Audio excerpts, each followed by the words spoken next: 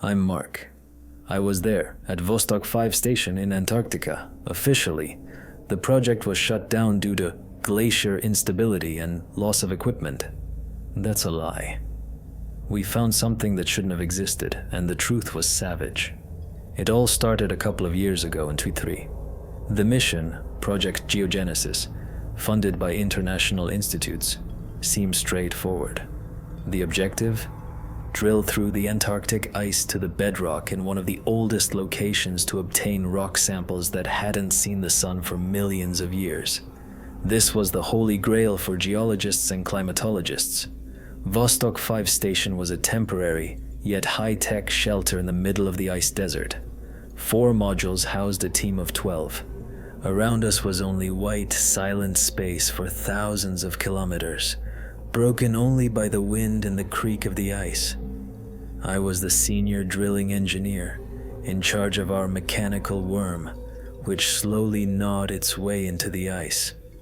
It was monotonous work, checking sensors, calibrating systems, controlling the drill temperature, handling the ice cores. Every meter of ice we pulled out was like a page from the planet's ancient history book. Air bubbles sealed hundreds of thousands of years ago spoke of a different atmosphere. Layers of volcanic ash told of past catastrophes.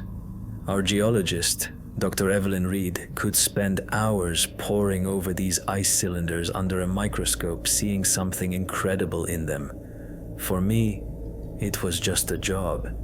We were plunging into the past, not realizing what awaited us there. The first year and a half went without a hitch. Normal routine. We reached 3,000, then 4,000 meters. The age of the ice around us had already exceeded 500,000 years. Can you imagine? The atmosphere was professional. The isolation was oppressive. But overall, everything was calm. Nothing suggested impending doom. Our chief, Jacob, a former military man, kept the team on a tight leash. And we, admittedly, were a top-notch team. Everyone was a professional in their field. It seemed nothing could break us. In the evenings, we'd gather in the mess hall, watch movies or play cards, trying to forget that we were cut off from the world. But then, when we breached the 4,900-meter mark, that's when it all began. The sensors on the drill head went crazy, showing nonsense. The vibration intensified, but it was strange. Unlike an impact with rock, a low, resonant, uniform sound was rising up the column, as if we hadn't hit stone, but a perfectly smooth, polished monolith. "What is it, Mark?" Evelyn whispered, her face lost, her eyes glued to the frantic numbers on the monitors. "I have no idea," I choked out, switching screens. "The hardness is off the charts. The material density is higher than anything we know. Our diamond bits are grinding to dust without leaving a scratch." Drilling was immediately halted. Jacob called an emergency meeting. We tossed around a bunch of theories. A giant iron meteorite buried under the ice. An abnormally dense basalt layer. But no theory explained the perfect smoothness of the surface indicated by the instruments. This was something else. We tried to take a sample, but it was useless. The toughest drills crumbled. It felt like we had stumbled upon something absolutely impenetrable, as if the world didn't want us to touch it. Tension mounted. The familiar routine vanished, giving way to anxious anticipation. We stared at the data for days, running simulations, but there was no answer. No one understood what it was. Then Jacob made the decision that changed everything: to deploy the experimental high-resolution ground-penetrating radar, GPR.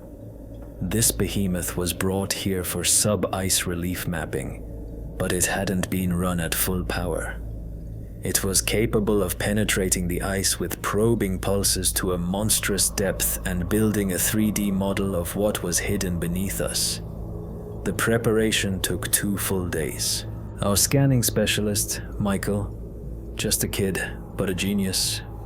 My nerves were shot. I slept in snatches. Finally, everything was ready. We piled into the operations room where the tension was palpable.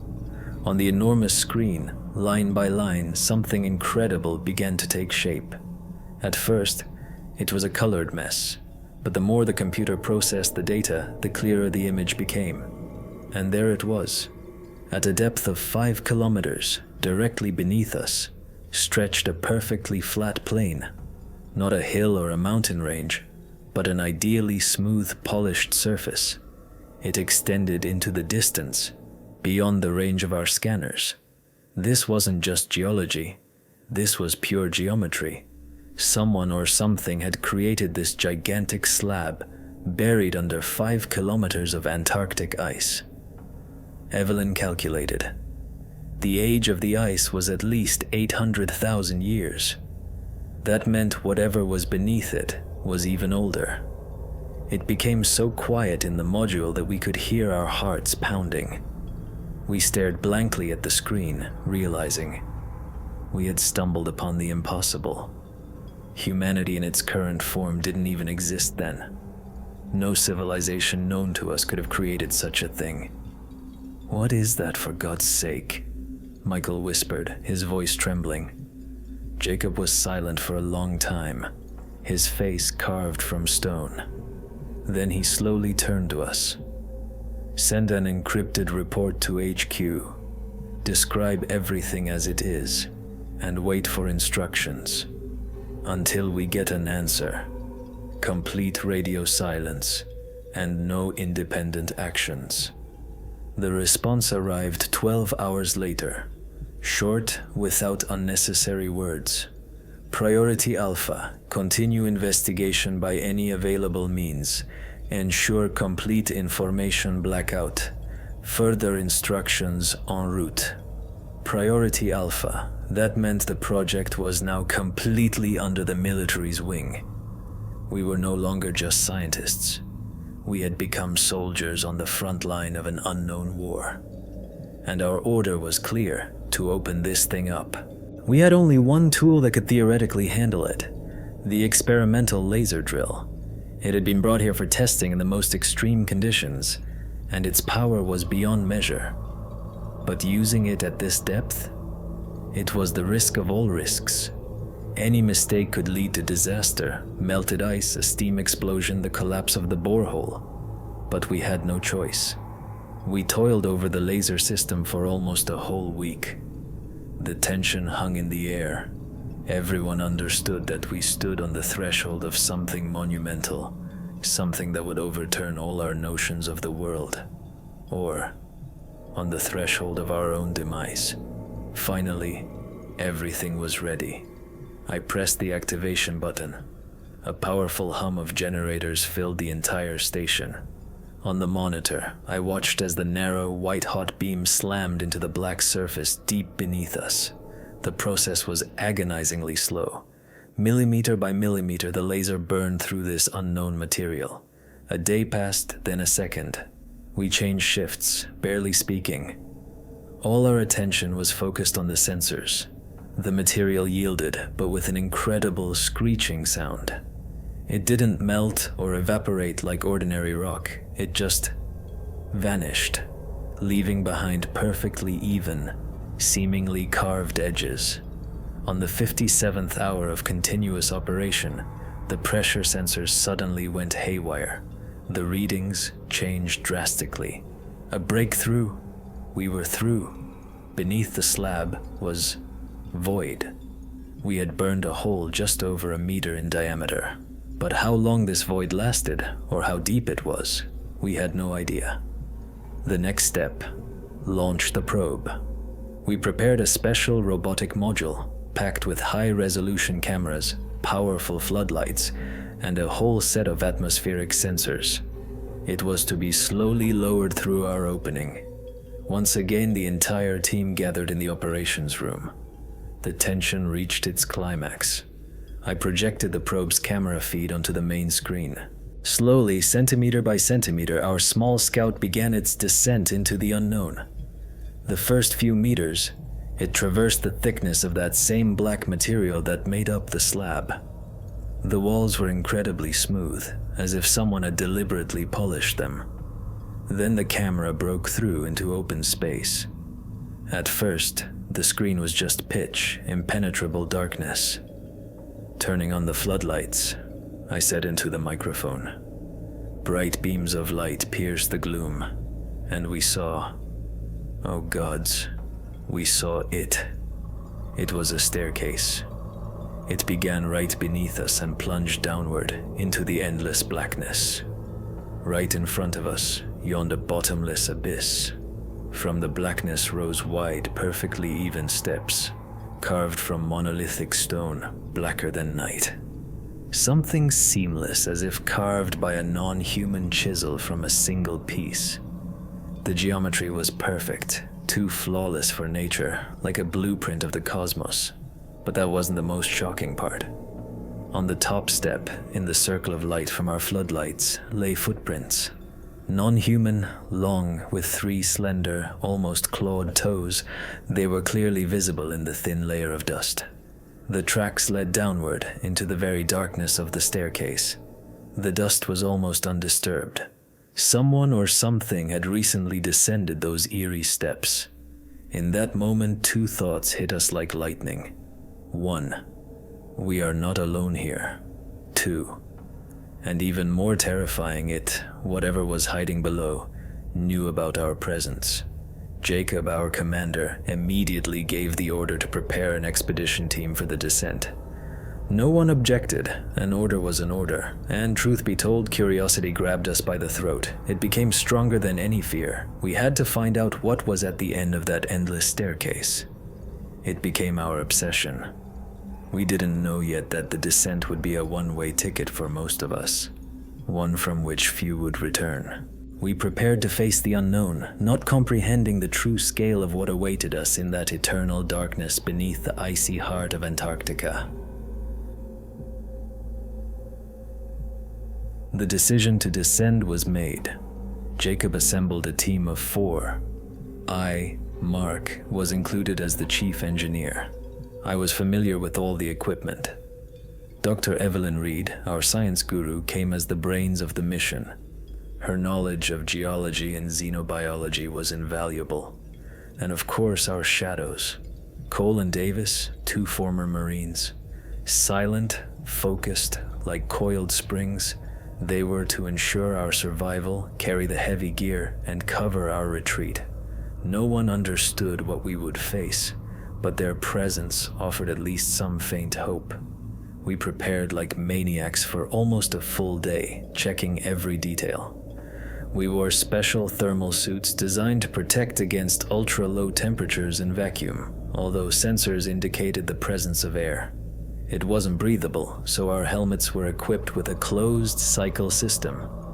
And, naturally, powerful LED headlamps. Without them, it would be absolute darkness down there.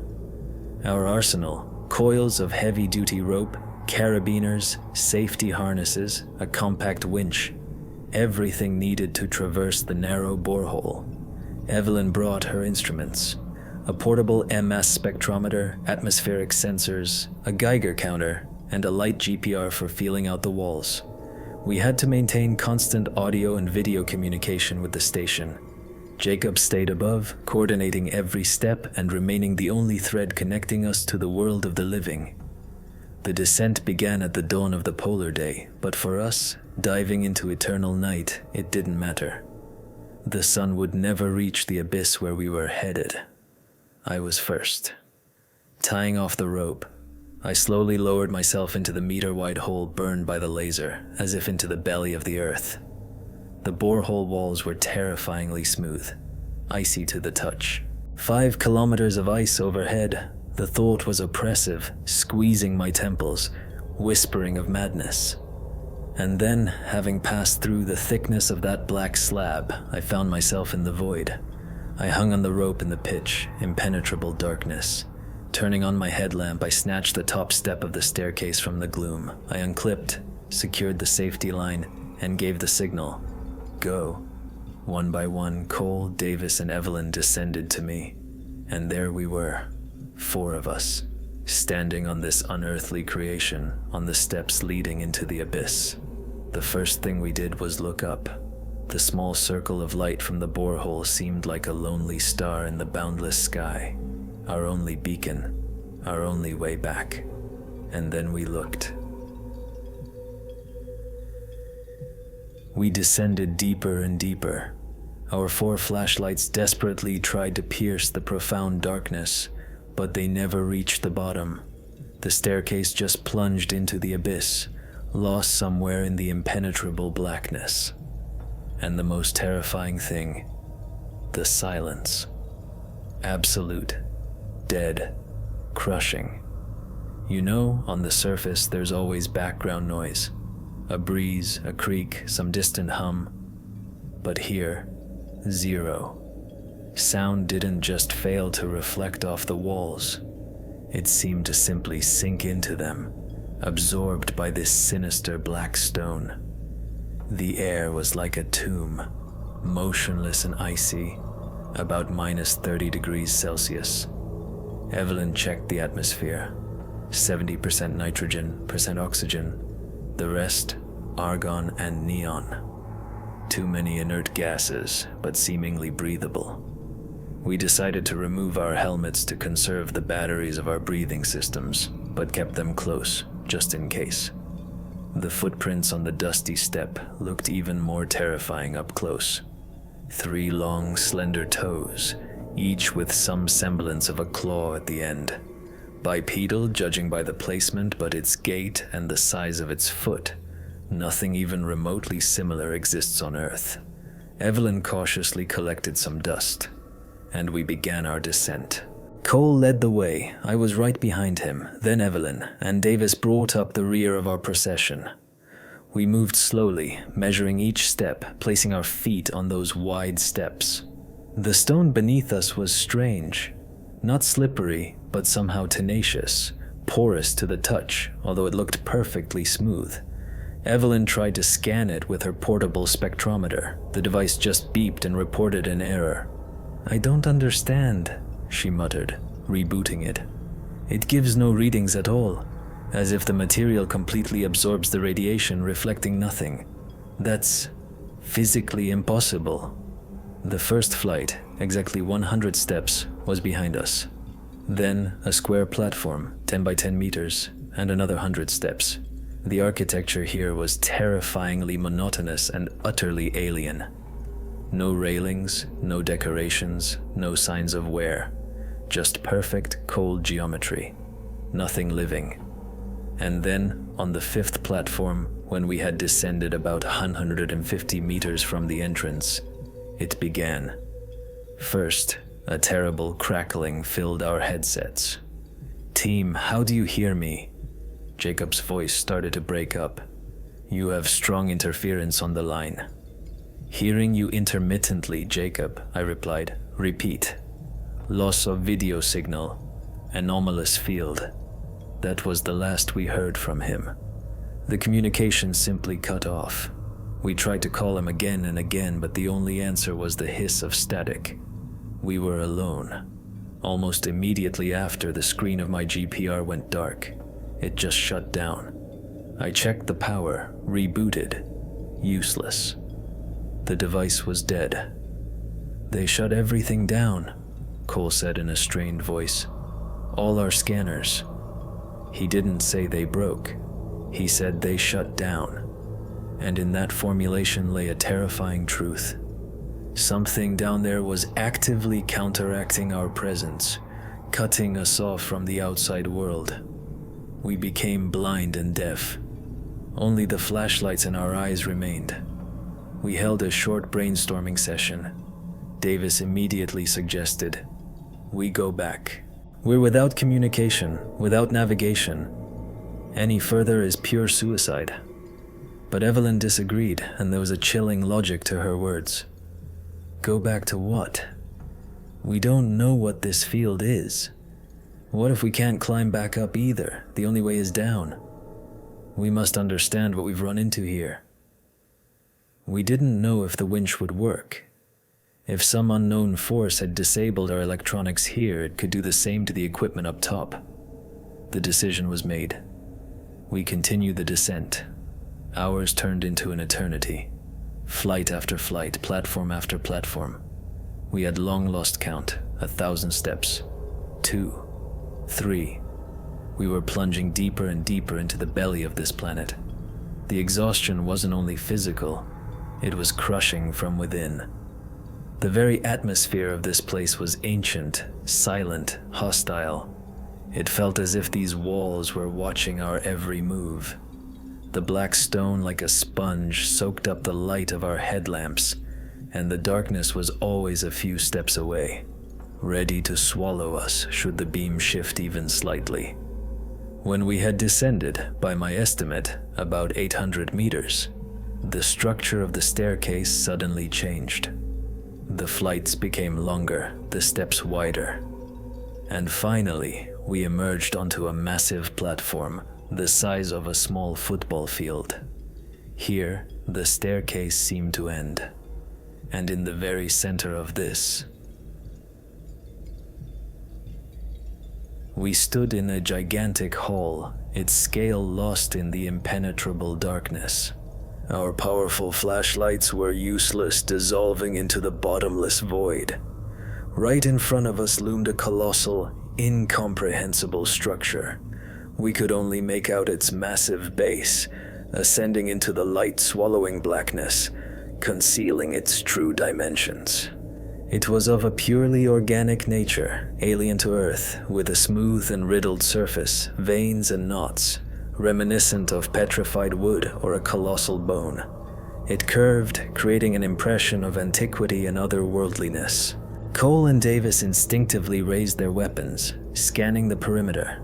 Evelyn and I, despite our fear, were drawn to the monolith by both terror and curiosity. Approaching it, we saw that the surface of the monolith was covered in complex carvings and bas-reliefs, a chronicle. Examining them, we realized something horrifying. The carvings depicted thousands of tall, gaunt, three-toed creatures, similar to those whose footprints we had found above. But here, they were victims, in agony, their bodies twisted by terror and pain. All of them were fleeing up a spiral staircase, escaping something from the depths.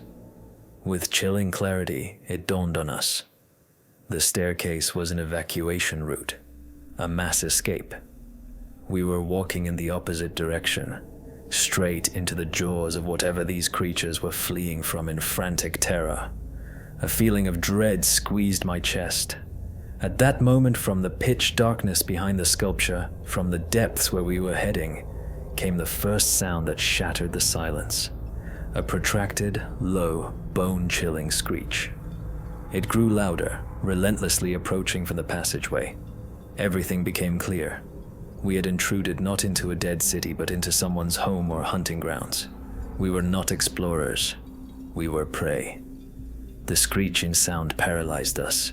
It was methodical, non-living, like the work of a soulless mechanism. For a moment we froze, but Cole and Davis, hardened by combat, snapped out of the stupor instantly. Their military training took over. "To the sculpture! Take position!" Cole roared, jolting Evelyn and me from our daze. We retreated to the base of the monolith. Cole and Davis took up positions, aiming their weapons into the dark corridor. I turned my headlamp to maximum, but the light dissolved. Evelyn, pale, didn't take her eyes off the bas-reliefs, as if searching for a key to salvation. The sound intensified. A vibrating hum was added to the screech. From the blackness of the passage, not a single figure, but a whole wave of creatures appeared, filling the corridor. They moved with jerky, intermittent movements, like malfunctioning mechanisms. It was a constantly shifting mass of mechanical insects made of black, light-absorbing obsidian and an unknown metal. They had no fixed form. They flowed from sharp-angled constructs into multi-legged spiders with razor-sharp blades instead of legs, which scraped the floor, producing the screech. Their bodies did not reflect light but absorbed it, making the darkness denser. The screech was produced by their sharp limbs. They moved slowly, methodically, without aggression, like soulless cleaners or guards, perceiving us as an error to be eliminated. When the first wave approached 30 meters, Cole yelled, "Fire!" The roar of gunshots tore through the silence, creating an echo. The bullets struck the creatures, some ricocheted with a metallic clang, others passed through without doing any harm. But the most terrifying thing was that they didn't react at all. Not a single creature slowed down or changed trajectory, continuing their relentless movement forward, as if our bullets were raindrops. The bullets were like peas shot against a wall. Not one creature stumbled or slowed its step. They simply surged forward, and the vile screeching of their movements drowned out our desperate shots. "It's useless," I screamed, seeing Davis frantically change an empty magazine. "They're ghosts or tanks. We can't stop them." Back to the stairs. "Move," Cole commanded.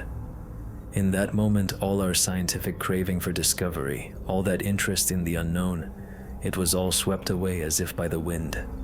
Only one thing remained, the survival instinct.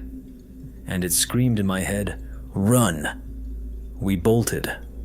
No longer explorers, but quarry.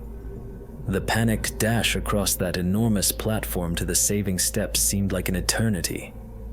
And behind us, that vile screech. It didn't get louder, but it didn't fall behind an inch either. It was like some hellish metronome counting down the final moments of our lives. We reached the first step and tore upward. No one counted the flights anymore. We were just scrambling, leaping over steps, grabbing the icy stone. Adrenaline coursed through my veins. In my panic, I accidentally flashed my lamp onto the surrounding walls, and that's when we saw what we had missed on the descent. The walls of this gigantic shaft, where the staircase wound, were not just smooth. They were covered with a finely detailed web of barely visible lines, intersecting at strict, calculated angles. It looked like a colossal printed circuit board or a three-dimensional map of the star-filled sky, but not on paper, in the stone. Billions of these patterns, thin as cobwebs, covered everything around us, running upward and downward into infinity. When we went down, we were staring at our feet. And now, looking back in a panic, we realized the full scale of this place. This wasn't just a staircase, my friends. This was a colossal machine. Some gigantic computer, a map of the entire universe, or a data storage facility. And we were like microbes crawling on the surface of a processor. "Mark, look!" Evelyn screamed, having noticed the madness too. She tried to grab her tablet on the run, but then remembered with despair. All the electronics were dead. This discovery would remain only in our memory. If, of course, we survived. We flew through several hundred meters. The screeching below grew quieter, almost subsiding. We thought we had escaped. On the next square platform, we collapsed to catch our breath. We were panting like steam trains. Steam billowed from our mouths. Our hearts pounded as if they wanted to burst from our chests. "They retreated," Davis gasped, leaning against the wall. But the next second he froze. His eyes widened in pure horror. He wasn't looking down. He was looking up. We followed his gaze and heard it. The exact same screeching, methodical sound was coming from above. Another group of these creatures was descending toward us. The system had fully activated, goddammit. They were driving us from below and blocking us from above. We were trapped. This small stone platform, 10 by 10 meters, suspended in the bottomless shaft, became our tomb. From two sides, out of the pitch darkness, the swarms of mechanical reapers were relentlessly closing in. Panic gave way to hopelessness. There was nowhere to run. We stood in the center, illuminating two fronts of the approaching nightmare with our headlamps. "Over here!" Cole suddenly yelled. His flashlight beam fell on the platform wall. There, almost at floor level, was a dark opening that we hadn't noticed before. A small rectangular opening about a meter high and half a meter wide. Possibly some kind of service tunnel or drainage. It was too small to walk through upright, but it was our only chance. "Evelyn, Mark, get in there fast." His voice brooked no argument. "What about you?" Evelyn asked, her voice trembling. "We'll hold them off. Give you time to get deeper. Move." Davis was already reloading his weapon. His face was perfectly calm, as if he had just made the most important decision of his life. There was no time to argue. The screeching from above was getting louder. I could already make out the first ragged silhouettes emerging from the darkness. I pushed Evelyn toward the opening. She plunged into that narrow black hole without hesitation. I scrambled in after her. It was like climbing into a grave. The last thing I saw, turning back, were the backs of Cole and Davis. They stood shoulder to shoulder, illuminated by the beams of our headlamps, facing the darkness closing in from both sides. They raised their weapons, shots rang out, and then I squeezed into the tunnel. The sound of gunshots abruptly stopped. They were replaced by the same. A horrific screech of metal and crunching stone erupted behind the wall. It was the sound of furious, purposeful destruction. Dozens of clawed legs scraped the stone. Monolithic blocks crumbled under their pressure. Something heavy and merciless was forcing its way along our tracks. Evelyn and I were trapped in a black, narrow hole. We didn't know where it led. Huge mechanical death was crawling past, and we prayed it wouldn't smell us in this crypt, locked away in the veins of the gigantic machine. Its roar, muffled by the stone, shook the air, but the silence that followed its passage was heavier than the roar of the Guardians. It was absolute, dead, and in it, our own fear sounded deafening. We pressed ourselves to the floor, afraid to move. We didn't speak of Cole and Davis. They were gone. Their sacrifice bought us precious minutes. To waste them on tears would be a betrayal of their memory. We were alone inside a monstrous mechanism that seemed to breathe and live a life of its own, alien to us. The path led only forward, into the absolute unknown, and there was no way back. When the rumbling subsided, Evelyn switched on her lights. The beams picked out the tunnel's perfectly smooth, mirror-like walls stretching into infinity. They were cold, without a single scratch, as if cast from an unearthly material. No turns, no branches, a direct shot into the abyss. We had to crawl on all fours, or even on our bellies. The passage was so narrow that our shoulders scraped the walls and our helmets nearly touched the ceiling. Every centimeter was torture. Our muscles ached, our knees and elbows hurt. Claustrophobia came in waves, squeezing our chests, making our hearts pound. But we drove it away, focusing on one thought. Imagine unearthly tranquility all around. Pure bliss. Some of these creatures were touching glowing crystal trees, and they began to shine even brighter, as if feeding on their touch. Others stood by the mirror-like, silvery rivers, slowly dipping their long fingers into them. They looked like attentive gardeners tending to their astonishing garden.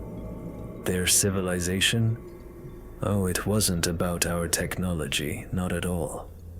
It was alive, breathing, symbiotic. The whole world seemed to be a single vast organism, and they were its integral part, like cells in that marvelous body. Evelyn and I, without speaking, crawled back into the shadow of the tunnel. We hung there for hours, watching them, afraid to give ourselves away, and slowly the picture began to form, like pieces of a horrifying puzzle. The staircase, those guardians, and now this hidden world. "It's an ark," Evelyn whispered. I realized we'd both reached the same terrifying conclusion. They weren't hiding from something inside the planet. They were escaping what was outside.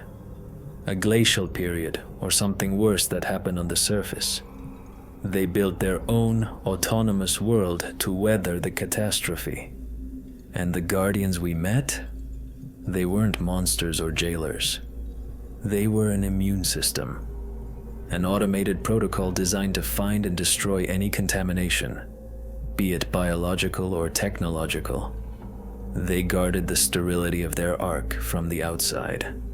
They were antibodies, and we were the viruses invading a living organism. We looked at this ancient, serene, infinitely alien paradise, and a new, much deeper horror took hold of us than what we'd felt on the staircase. We were a mistake here, a glitch in the system, two pesky microbes that had slipped through the defense barrier. We didn't know if these creatures possessed reason in our sense, or if they had emotions, but one thing was clear: we were an alien element in their perfectly balanced ecosystem. At that moment, one of the creatures below, a couple of 100 meters from us, slowly turned its head our way. It had no face in the human sense, just a smooth surface, faintly glowing from within. It couldn't see us, but it felt us, with its skin. And at the same instant, the soft blue light of the crystal forests began to slowly change. It took on a cold, disturbing red tint. The serenity of this world was broken. The immune system had failed, but now the organism itself knew we were here. The alarm signal had been given. Red light flooded everything. It came from the artificial sun, from the crystal trees, from the glowing patterns on the walls. This entire world, which had seemed like paradise, turned into a screaming red siren. Tranquility gave way to tense, silent anticipation. All the inhabitants of this ark, wherever they were, froze, and their smooth, featureless heads turned in our direction. There were no screams, no threats, just a universal, coordinated attention. We were like a cancer cell detected by the organism, and the organism began to react. They didn't rush at us. Instead, the world itself began to reject us. Crystal spires next to the ledge where we were hiding started to grow. Their razor-sharp edges slowly but relentlessly extended from the walls, striving to seal the tunnel entrance. Some kind of glowing fluid began to rise from the silvery rivers below, flooding the lower levels of the garden. This wasn't an attack in our understanding. It was a quarantine procedure. Neat, methodical, merciless. The system was trying to isolate and entomb us. "Back!" I screamed, pulling Evelyn, who was frozen in horror, away from the edge. "Faster! Back!" Back where? Back to the staircase patrolled by the mechanical guardians. It was a choice between two kinds of death, being walled up alive or torn apart. We chose the latter. It at least involved some action. We rushed back into the narrow tunnel. Behind us, we heard a low, resonating roar. The crystal walls were closing. The entrance to the ark was sealed off. Now there was only one way: up, towards 5 kilometers of ice, toward the surface. We crawled, sparing no effort. The adrenaline cut off all the pain in our bruised knees and elbows. When we finally scrambled out onto one of the staircase shaft landings, we saw that it was transformed. The system was in full combat readiness. Mechanical guardians. The creatures were everywhere, moving along strict, predictable routes, patrolling every flight. The staircase had turned into a hellish labyrinth. Huge, silent, they glided along the walls and ceiling, their multi-jointed limbs moving noiselessly over the ancient stone, and their glowing sensors scanned every corner. The atmosphere was oppressive and cold, saturated with their presence. We crept from cover to cover, every ledge or niche becoming salvation. We pressed ourselves against the cold wall, freezing until a mechanical monster drifted past, emitting a measured, chilling metal scrape amplified by the echo of the stairwells. One wrong move, a glint of the flashlight, and it was over. A couple of times we nearly got caught when a creature flew past a meter away, and we felt not only the cold from its light-absorbing body but also the vibration on our skin. Its surface distorted space, making its silhouette blurred, almost unreal, as if death itself was whispering of oblivion. During one of the pauses, Evelyn shined her flashlight on the wall. Her eyes were glued to the glowing patterns, an intricate, dynamic fresco engraved in the stone, pulsating with a soft light. The patterns began to pulsate faster, their light becoming nervous, alarming, as if reacting to us or the approaching guardian. "I understand," she whispered, her voice trembling. "These aren't just diagrams. It's a history, a living chronicle." She moved the beam, reading the invisible book. At the bottom were scenes of creation, three-fingered creatures erecting something magnificent. Above, millennia of peaceful life, the flourishing of civilization. And then, closer to us, everything changed abruptly. The patterns became frantic, chaotic. Symbols of order were replaced by swirls of destruction. Lines became broken, colors disturbing. War.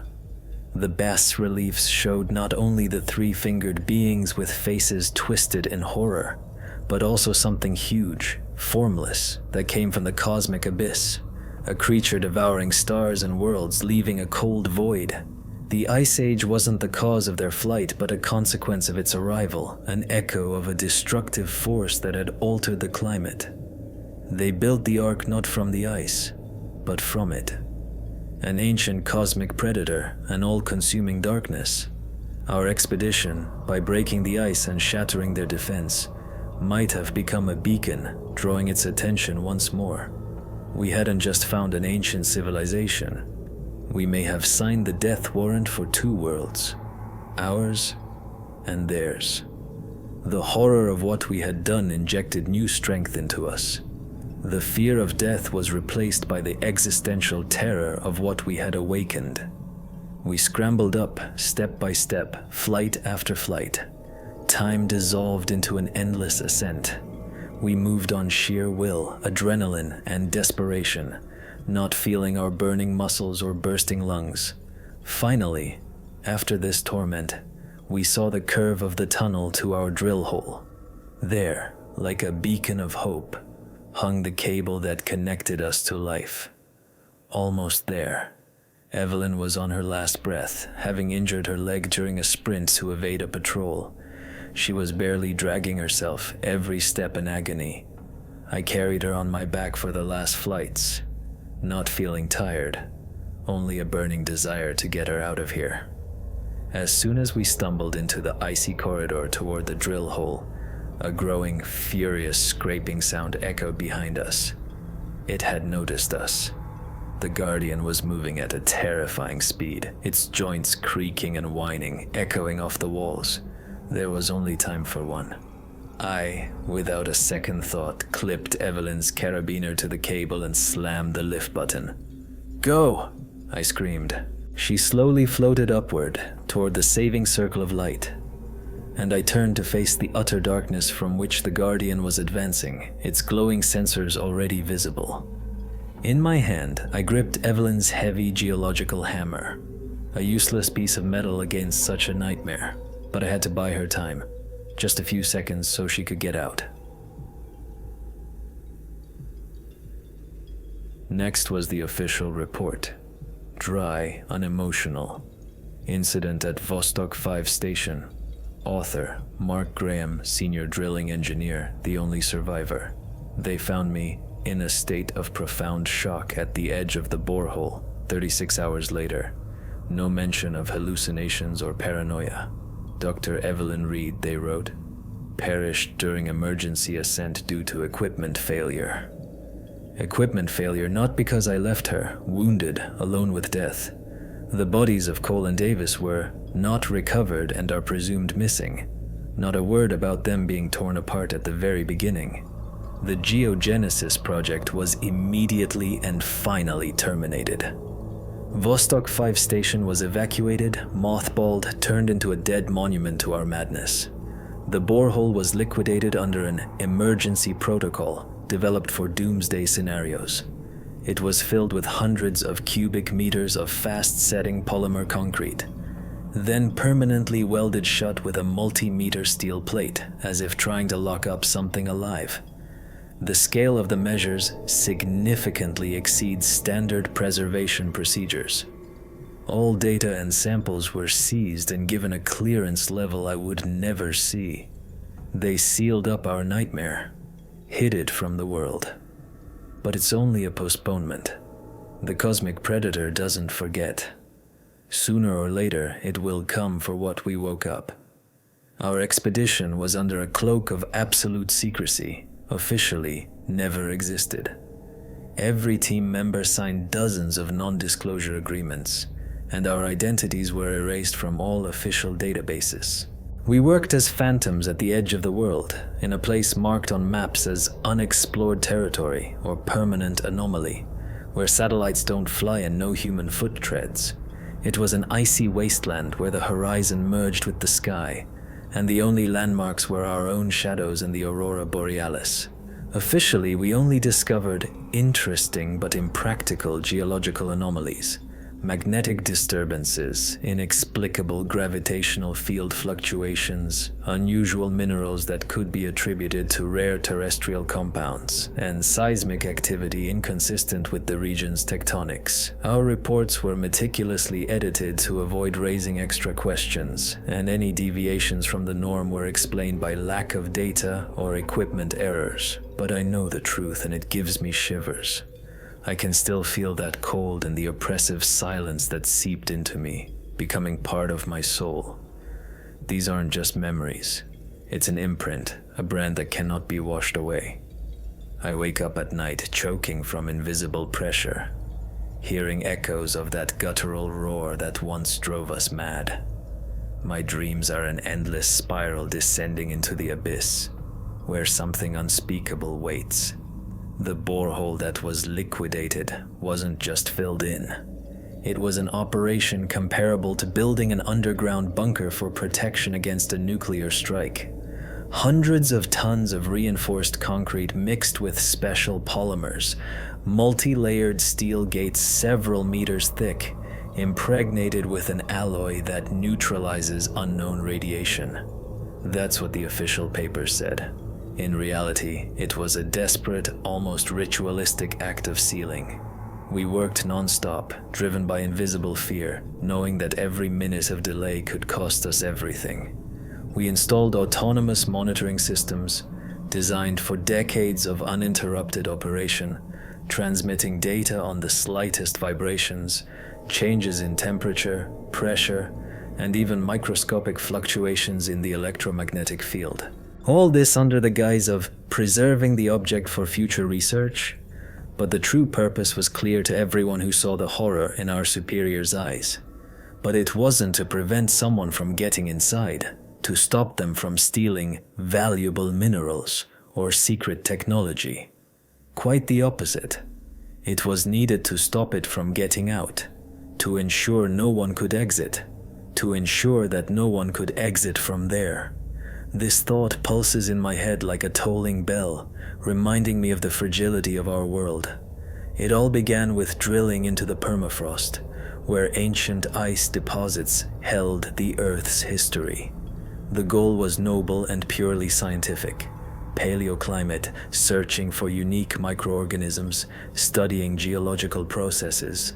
We were full of enthusiasm, anticipating discoveries, but the deeper we went, the stranger the instrument readings became. An anomalous, inexplicable rise in temperature, rhythmic fluctuations like a planetary heartbeat, and finally, completely impossible core samples. We found unknown minerals, glowing in the dark with a faint, pulsating light, structures impossible in nature, perfectly symmetrical, with non-Euclidean geometry, as if cut from the very fabric of reality. They were smooth to the touch, but their facets seemed endless, leading into other dimensions. Then we hit a void, a perfectly straight, smooth shaft, as if carved by a gigantic drill leading into the abyss.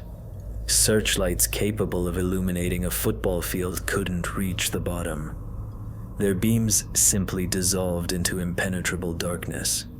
Probes equipped with the latest electronics failed one after another.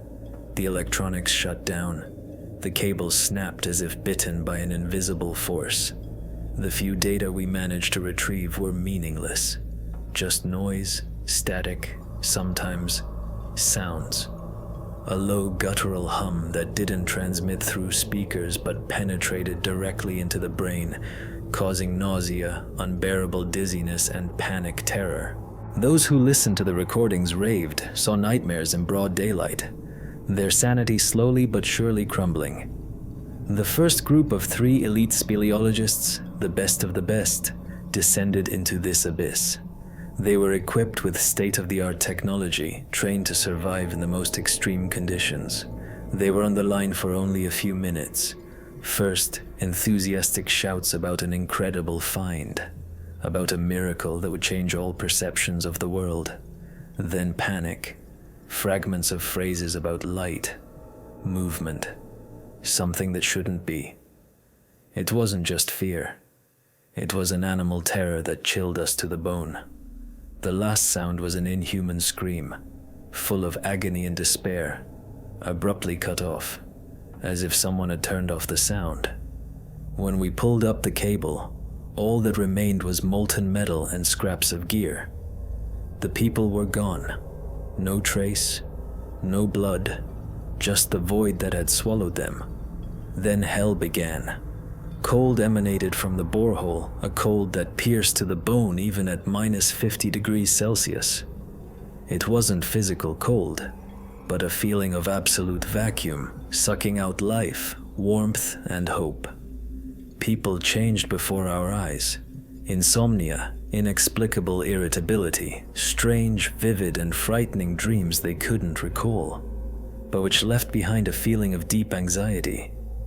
Then the hallucinations began, shadows moving in the periphery of vision, a whisper from the borehole calling them, promising knowledge and peace. Some tried to jump in. They were restrained by force, tied down, but their eyes burned with a mad fire full of the desire to merge with what waited below. Our chief geologist, Dr. Arkadiev, a man of science, a convinced skeptic, was the first to succumb to the influence. He began to draw strange, complex symbols on the tent walls, scratching them with his fingernails, using his own blood. He spoke an unknown language from the depth, a language that, he claimed, was the language of the universe itself. His eyes became vacant, his pupils dilated to the maximum, and his skin took on a waxy, almost translucent hue. He convinced us that it was not evil but an ancient consciousness, the source of all being, wishing to share its knowledge, its essence. He was isolated, but even through the walls, his whisper permeated our minds. A week later, he died. His body was covered in crystalline growths, as if he himself was turning into those impossible minerals we had found. A grimace of terror and ecstasy was frozen on his face, as if he had known something magnificent and horrible in the last moments of his life. Then we finally understood. Below was not a geological anomaly, not an ancient artifact, not an alien ship. It was something alive, but not in our understanding of life. An entity capable of penetrating the mind, distorting reality, changing matter at a fundamental level. Something that had waited for millions of years, buried under a layer of ice and stone, awakened when we drilled the hole. It didn't want to get out physically. It wanted to spread, to absorb, to assimilate everything it encountered, to turn it into a part of itself. This wasn't just a threat, it was an existential engulfment. The order for liquidation came from above, without explanation, without questions. Seal it, wall it up, forget it. The voices on the radio were dry, but panic showed through. We saw the same fear in the eyes of those giving orders as in our own. They knew. We weren't just closing a hole in the ground. We were sealing a gate. a gate to something that should not see the light of day, should not come into contact with our world.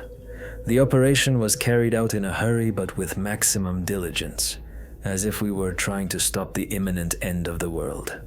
Now, far from the cursed permafrost, in warmth and safety, I still feel its presence. It didn't get out physically, but its shadow, its influence, remains. In every one of us who was there, who heard its whisper, who saw its effect. We are living witnesses and carriers, infected with its knowledge, its cold. I fear that one day, through tons of concrete and steel, through decades of autonomous monitoring, it will find a way. Or someone, driven by reckless curiosity, a lust for power, or madness will try to open that door again, thinking they can control what lies behind it. That will be a fatal mistake. That is why I say, repeating like a mantra, like a final warning, the borehole that was liquidated wasn't needed to prevent someone from getting through. Quite the opposite, to prevent it from getting out, to ensure no one could exit, to ensure that no one could exit from there. I pray that this lock holds forever, that its steel gates and concrete walls withstand the pressure of time and the invisible force. If it falls, everything else will fall, and then no one will stop what waits below, in the abyss, ready to consume our world.